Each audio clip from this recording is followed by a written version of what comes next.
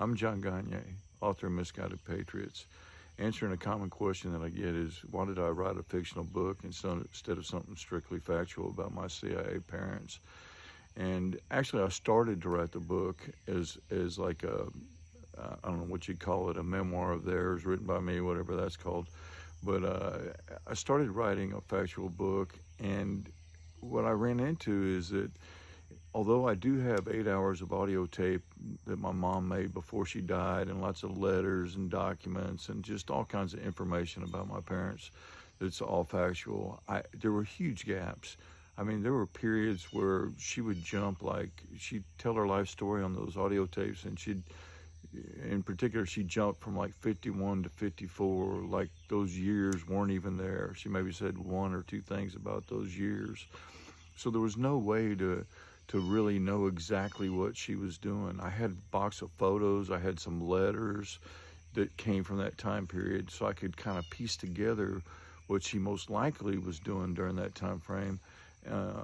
But there was no way to be positive. And that's kind of the case, when you connect the dots with anything in life, or any, different conspiracy theories, or actually just living your life.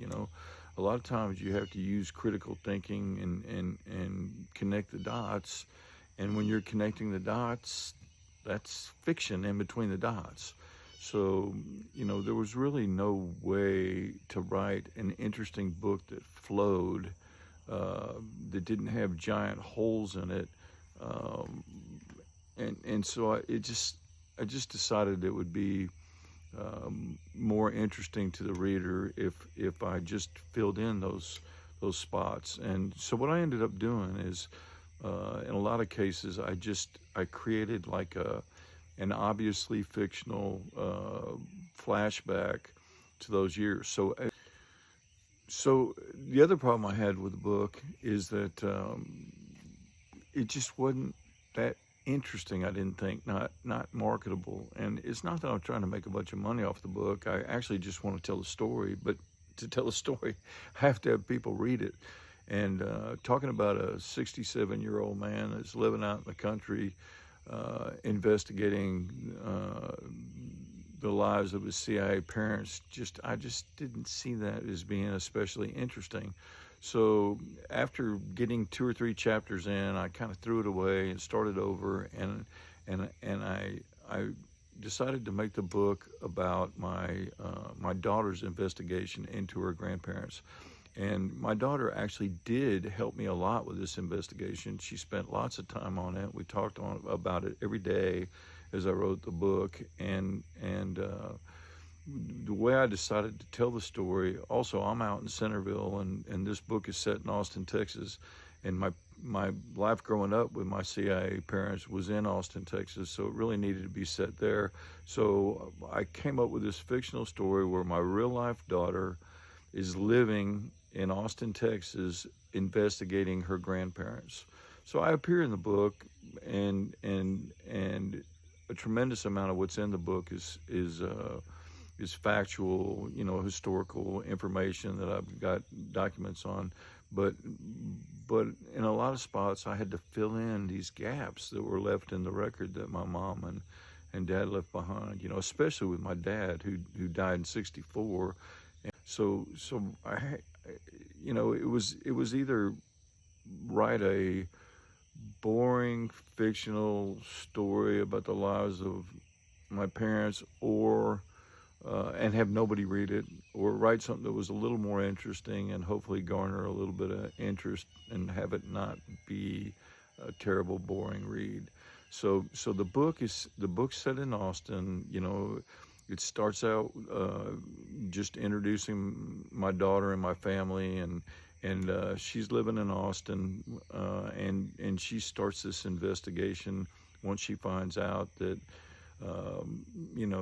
her grandparents had this secret life. She's got this desire to that she can't fight, to figure out what really happened.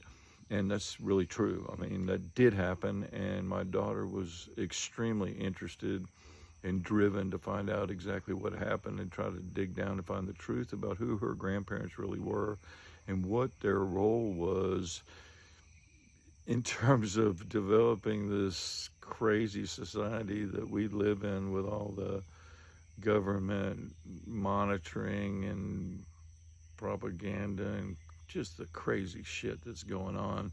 And she was just driven to figure out, you know, what their role was in bringing us to where we are today. And the fictionalized part of it hopefully just makes it more interesting.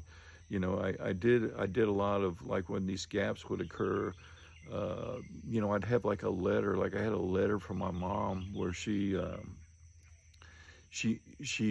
talks about how this one summer in 1954 that her and her 3 CIA roommates in Washington, D.C.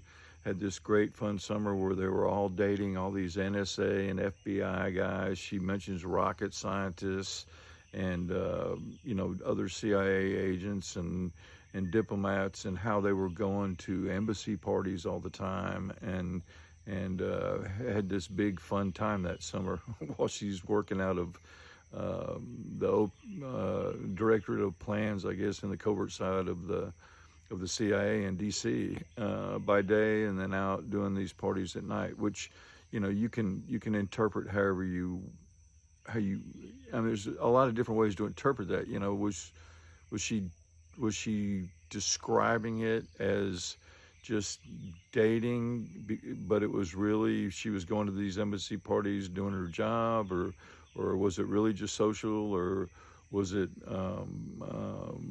you know, a combination of the two? And you know, in writing the book, you just got to make that decision, and you can't really define that any other way than fictionalizing it. And so, do I think this story is probably pretty accurate? Yeah, it's my best guess of what really went on, but it's a lot of it is fictionalized. You know, there's a you know, a whole section in there about a night where my mother and her roommates go to an embassy party, and, you know, meet people like Ruth Forbes Young and Cord Meyer there, and Dulles is there, and, you know, it's at the British Embassy, and it's a whole night of you know, espionage that happens, which, you know, fills in that gap where I don't have actual information. Then later, you know, starting in 54, she goes into great detail about what happens in 54 and 55 and 56, and that part of the book is much more factual. But you know, you hopefully as a reader, you can't really tell which one it is, you know, which parts are factual and which are not. And if you are going to buy my book, which I hope you do, and you read the book and you're wondering which parts of this are real and which parts of this are fictional, I can tell you without a doubt that the craziest shit in there is real, and the stuff that sounds plausible is fictional. And that's pretty much because, you know, the stuff that I made up stuff that was plausible.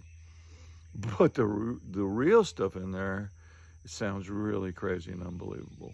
So I hope you read the book, and I hope this answers the questions that I'm getting from a lot of people, and enjoy, I hope.